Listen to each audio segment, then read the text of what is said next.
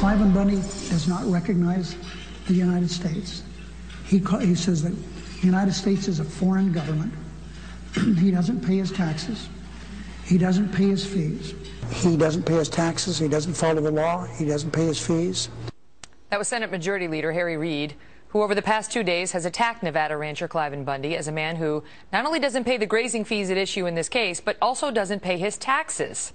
It's a claim that Mr. Bundy rejects and a new one in this dispute, and one that got us wondering, how does Mr. Reid know whether Cliven Bundy paid his taxes or not?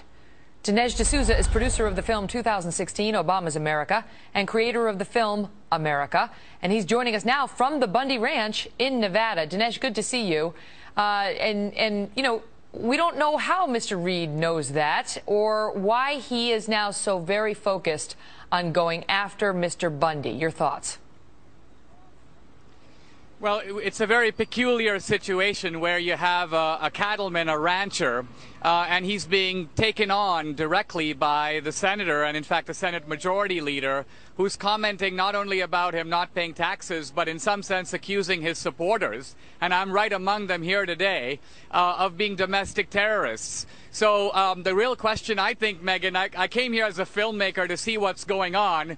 We basically see an American clash, almost like in the old Western movies, between the lone rancher on the one side and I would say the dubious or corrupt politician on the other. And the real question is, who's the real crook? Who's really fanning the flames and tensions?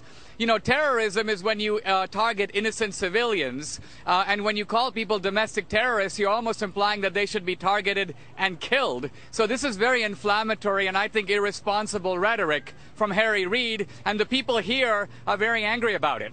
I understand that they have a little statement that they're making, particularly with respect to Mr. Reid. What is it? Well, a whole bunch of people here have little name tags, and even the kids are wearing them, just saying, you know, domestic terrorist. And I think when you look at an all-American kid with a domestic terrorist sign, you begin to see the preposterousness of what is really going on here.